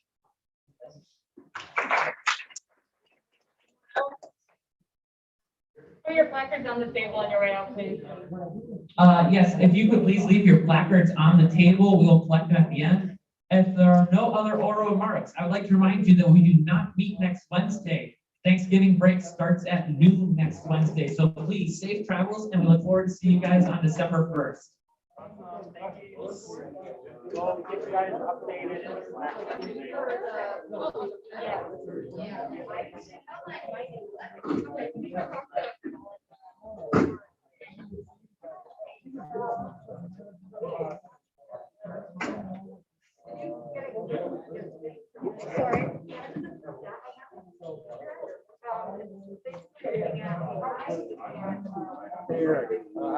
I just had one thing about the kiosk. Yeah. I was just wondering when you go back to them, maybe start something with a an environmental cost benefit analysis for what the paper would be versus what the kiosk would be over time or something like that. I will say, one thing, I'm trying to. Oh, you're good.